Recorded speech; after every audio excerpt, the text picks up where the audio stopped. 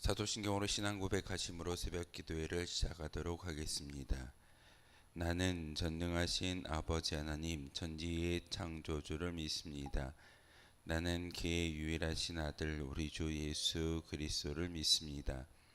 그는 성령으로 잉태되어 동정녀 마리아에게서 나시고 본디오 빌라도에게 고난을 받아 십자가에 못 박혀 죽으시고 장사된 지 사흘 만에 죽은 자 가운데서 다시 살아나셨으며 하늘에 오르시어 전능하신 아버지 하나님 우편에 앉아 계시다가 거기로부터 살아있는 자와 죽은 자를 심판하러 오십니다.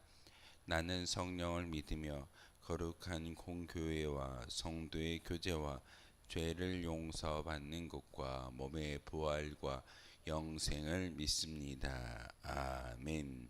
찬송가 406장 함께 찬양하겠습니다. 찬송가 406장입니다.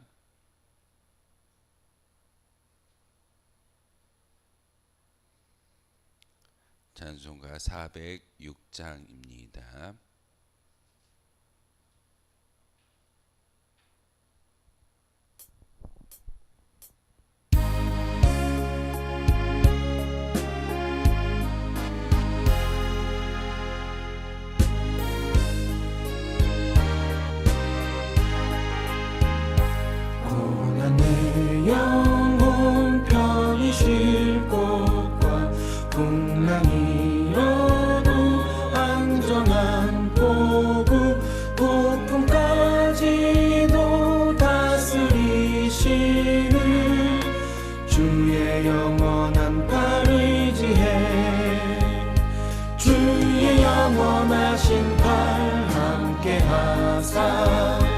항상 나를 붙드시니 어느 곳에 가든지 요동하지 않음은 주의 팔을 의지함이라. 세상 친구들 나를 버려도 예수를 함께 동행함으로 주의 은혜가 충만하리니 주의 영원한 팔 의지해 주의 영원하신 팔 함께 하사 항상 나를 붙드시니 어느 곳에 가든지 요동하지 않음은 주의 팔을 의지함이라. 나의 믿음이 연약해져도 미리 예비한 힘을 주시며 위태할 때도 안보하시는 주의 영원한 팔 의지해 주의 영원하신 팔 함께 하사 항상 나를 붙드시니 어느 곳에 가든지 요동하지 않음은 주의 팔을 의지함이라. 능치 못한 것 주께 없으니 나의 일생을 주께 맡기면 나의 모든 짐 대신 지시는 주의 영원한 팔 의지해 주의 영원하신 팔 함께 하사 항상 나를 붙드시니 어느 곳에 가든지 요동하지 않음은 주의 팔을 의지함이라.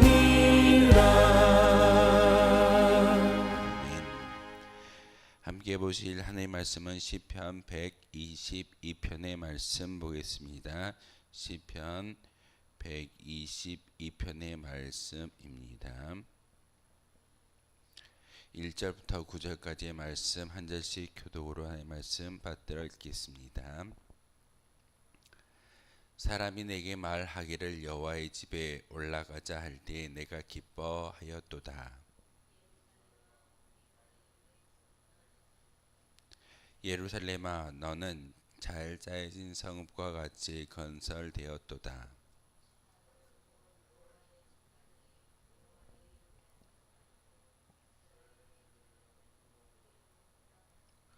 거기서 심판의 보좌를 두셨으니 곧 다윗의 집의 보좌로다.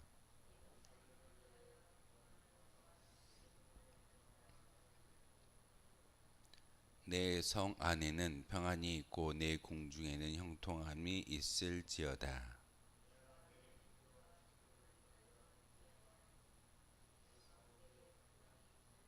함께 읽겠습니다. 여호와 우리 하나님의 집을 위하여 내가 너를 위하여 복을 구하리로다. 아멘. 시편 122편의 부제를 보시면 다윗이 이 시를 지어서 하나님께 올려드렸다라고 기록하고 있고, 성전에 올라가는 노래라는 부제가 달려 있습니다. 다윗이 지었으며 또한 다윗이 성전에 올라갈 때 하나님께 바로 이 영광의 시를 지어서 올려드렸다라고 기록되어지고 있습니다. 1절에 보시면 사람이 내게 말하기를 여호와의 집에 올라가자 할 때에 내가 기뻐하였도다라고 말씀을 전하고 있습니다. 다윗이 이스라엘 백성들을 향하여 하나님의 성전에 올라가는 것이 기쁜 일이고 하나님의 성전에 올라가는 것이 이 세상의 어떤 것과도 비교할 수 없는 일인 것을 많은 백성들에게 전하고 있습니다.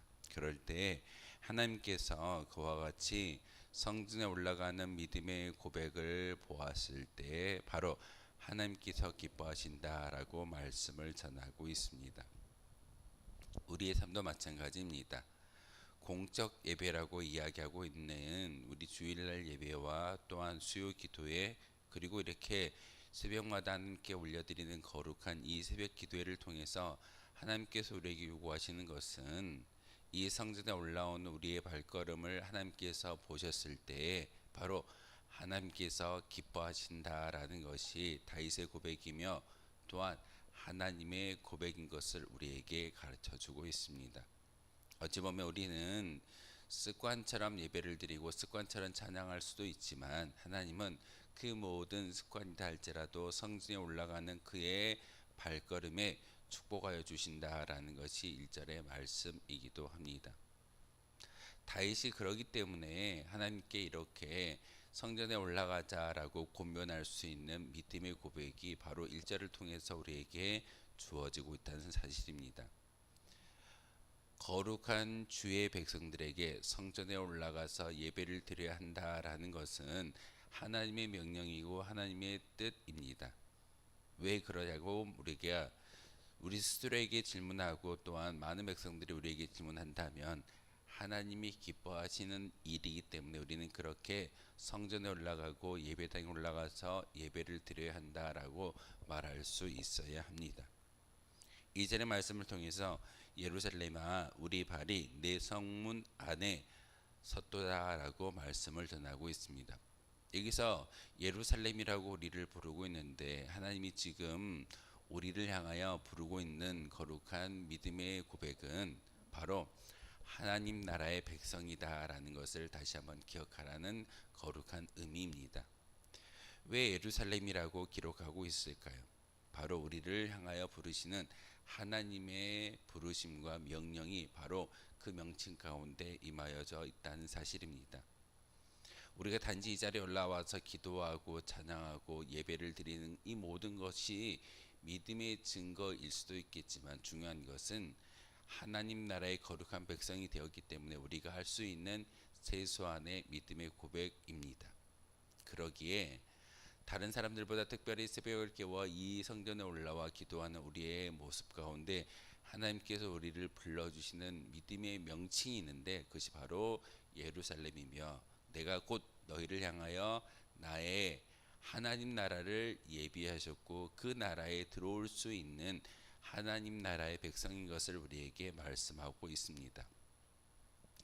다윗이 시편 122편을 통해서 우리가 성전에 올라가자라고 이야기하고 있는 그 주된 이야기 가운데 결론의 말은 바로 성전에 올라가는 발걸음을 통해서 형통함을 주시겠다라는 하나님의 명령을 잘 알기 때문에 다윗은 백성들에게 강력하게 요구하고 있습니다. 우리가 성전에 올라가고 예배당에 올라가는 그 모습을 통해서 하나님께서 우리에게 주시는 복은 평안의 복이며 형통의 복이다라고 말씀을 전하고 있습니다. 여러분이 새벽을 깨워 이 성전에 올라오고 공적인 예배 가운데 우리가 하루도 어기지 아니하고 예배당 가운데 제사와 예배를 드릴 수만 있다면 우리에게 주시고자 하는 하나님의 기본적인 복은 형통의 복입니다. 그 형통의 복을 받아 누리기 위해서는 우리가 성전에 올라가기에 힘써야 된다라고 다윗은 고백하고 있습니다. 여기서 말하는 성전이라고 말하는 지금 오늘날로 이야기하면 예배당이고 공적인 예배인데 그 예배를 온전히 올려드리는 것은 단지 우리의 믿음의 고백을 하나님께 올려드리는 것도 있지만 중요한 것은 그렇게 공적인 예배를 통해서 우리에게 주어지는 하나님의 복이 있음을 다윗은 분명하게 오늘 시편 122편을 통해서 우리에게 가르쳐주고 있습니다. 성전에 올라가는 것은 하나님의 복을 받을 수 있는 지름길인데 그 복이 무엇이냐? 곧 평안과 형통의 복이다라고 말씀을 전하고 있습니다. 365일이라는 1년이라는 그 기간 동안 우리에게 주어진다라고 이야기되어지는 복은 사실 우리가 예배당 안에서 예배를 드리고 기도하고 찬미할 때 주어지는 형통의 복이 우리 가운데 가장 큰 복일 줄 믿습니다. 삶의 자리에서 어찌 보면 형통하지 못하고 불통하는 것, 또한 우리의 발걸음이 한 걸음 한 걸음 내딛는데 불안하다라고 한다면 그것은 그 발걸음은 진정한 믿음의 발걸음이 되지 못할 때가 있습니다. 하지만 하나님께서 우리와 함께하여 주시고 우리의 발걸음을 지켜주시기에 우리가 무엇을 어디를 내딛는다 할지라도 그 길이 곧 하나님을 통해서 형통의 길로 바뀌어질 수 있는 평안의 벽이 우리 가운데 임하여진다라고 다윗은 성전에 올라가는 이스라엘 백성들을 향하여 말씀을 전하고 있다는 사실입니다. 그런데 오늘 특별히 4절의 말씀에 보면 이스라엘의 전례대로라고 기록하고 있습니다. 이스라엘의 전례가 어떤 이야기일까요? 이스라엘 백성들이 예전에 따랐던 그런 율법대로 하나님 모세를 통해서 이스라엘 백성들에게 3번, 특별히 유대인의 남자로서 예루살렘 도성에 올라가야 할 3번의 큰 명절을 그들에게 허락하셨습니다. 첫 번째 명절은 바로 유월절이고 두 번째는 장막절, 그리고 세 번째는 칠칠절을 이야기합니다. 유월절과 장막절과 칠칠절을 통하여서 이스라엘 백성들 유대인들에게 성전에 올라가야 된다라고 명령하고 있는 것은 그것은 가도 무방하고 그렇지 않아도 된다라는 말이 아니라 오늘 4절의 말씀은 이스라엘의 전례대로라고 이야기하는 것은 꼭 올라가야 한다라고 강권의 이야기를 전하고 있습니다. 그러기에 우리가 거룩한 주일 가운데 제가 종종 설교를 통해서 주일날 예배를 빠져도 문제는 되지 않습니다. 벼락맞지 않습니다. 하지만 믿음의 사람이라고 한다면 거룩한 주일에 이 자리에 올라와서 찬미하며 예배를 드리는 것이 진정한 성도의 모습입니다라고 제가 말씀을 드렸을 겁니다. 다윗은 조금 더 강하게 이야기합니다. 이스라엘의 전례대로 유월절과 장막절과 칠칠절에 성전에 올라가서 제사를 올려드렸던 우리 믿음의 조상들처럼 너희들도 너희들의 삶의 자리에서 성전에 올라가기를 힘쓸 때 하나님께서 복을 주신다라고 다윗은 권고하고 있고 명령하고 있습니다. 그러기에 122편의 부제를 통해서 다윗이 이 시를 썼으며 이 시는 성전에 올라갈 때 부르는 노래다라고 분명하게 가르침을 주고 있습니다. 그러기에 바로 이 성전 안에서 주어지는 진정한 복은 바로 7절의 복입니다. 7절에 보시면은 내 성 안에는 평안이 있고 내 궁중에는 형통함이 있다라고 말씀을 전하고 있습니다. 어디서 평안을 찾으시겠습니까? 어디서 형통함을 찾고 만나시기를 원하십니까? 바로 이 예배당 안에서 평안과 형통함을 찾을 때 그것이 진정한 복이 우리에게 임하여진다라고 다윗은 고백하고 있습니다. 그러기에 이 시간 올라와서 시편의 말씀을 읽고 묵상하고 기도할 때 우리에게 주어지는 것은 바로 우리의 삶의 발걸음 가운데 인생의 여정길 가운데 형통의 복을 주신다라는 것이 하나님의 뜻인 것을 오늘 7절의 말씀을 통해서 우리에게 가르쳐 주고 있습니다.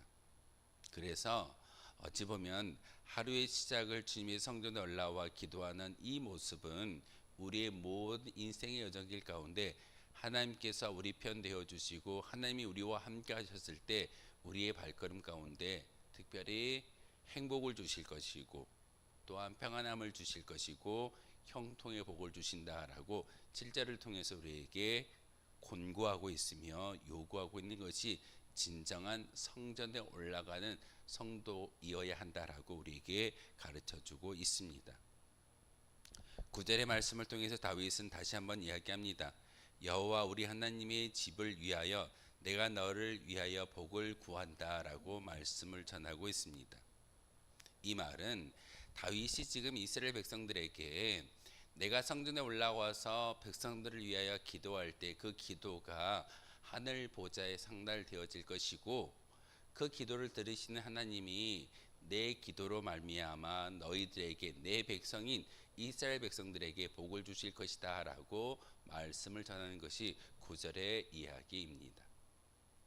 우리가 이 자리에 올라와서 기도할 때 나의 기도에 간절한 기도의 제목을 하나님께 올려드리는 것도 중요하지만 믿음의 공동체를 위해서 바로 우리 교회를 위해서 내 형제를 위해서 내 민족을 위해서 기도할 때 그 기도는 소멸되지 아니하고 하나님께 상달되어지고 그 복이 나의 기도로 말미암아 내 형제에게 내 민족에게 함께 복이 전달되어지는 축복의 통로가 바로 우리인 것을 다윗은 잘 알았기에 9절의 말씀을 통해서 우리에게 권하고 있습니다.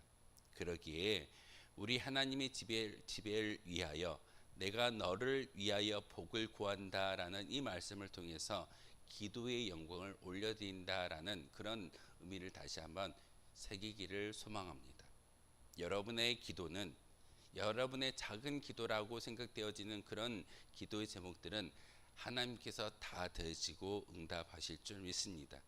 그러기에 예레미야 33장 3절의 말씀을 통해서 입을 크게 벌려 기도할 때 그 큰 입 가운데 하나님께서 채우고도 남을 만한 역사가 우리에게 주어진다라고 예레미야를 통해서 우리에게 말씀을 전하고 있습니다. 작은 기도를 하지 마십시오. 큰 기도, 나의 믿음의 공동체인 이 교회를 위해서 기도해 주시고 내 형제를 위해서 기도해 주시고 내 나라를 위해서 기도하시며 또한 선교지를 위해서 기도하셨을 때 그 기도가 하늘 보좌에 상달되어지고 그 상달되어짐으로 끝나는 것이 아니라 그 기도가 하나님께 올려졌을 때 복으로 이 땅 가운데 임하여진다라고 다윗은 잘 알았기에 하나님의 성전에서 기도하는 것이 얼마나 복된 일인가를 바로 9절의 말씀을 통해서 우리에게 가르쳐주고 있습니다.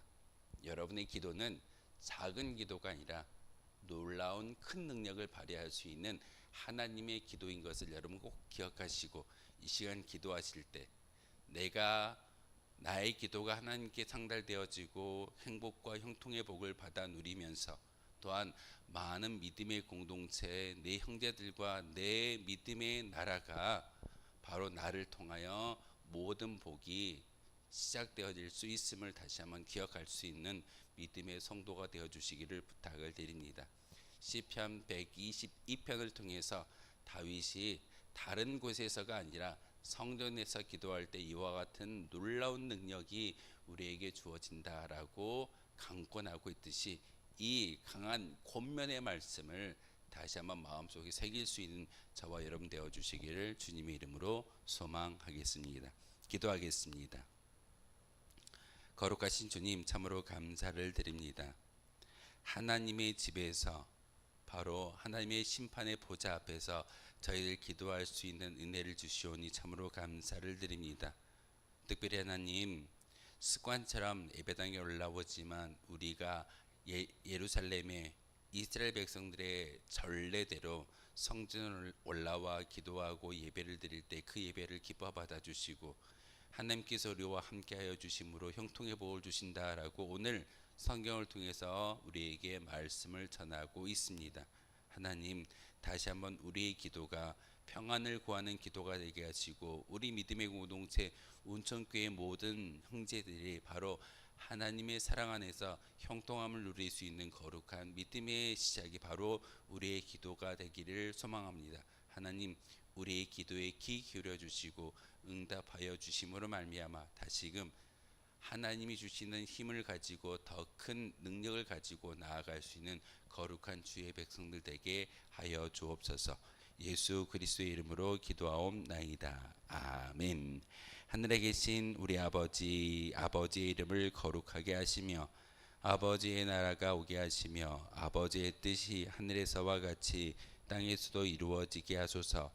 오늘 우리에게 일용할 양식을 주시고 우리가 우리에게 잘못한 사람을 용서하여 준 것 같이 우리 죄를 용서하여 주시고 우리를 시험에 빠지지 않게 하시고 악에서 구하소서. 나라와 권능과 영광이 영원히 아버지의 것입니다. 아멘. 오늘 말씀을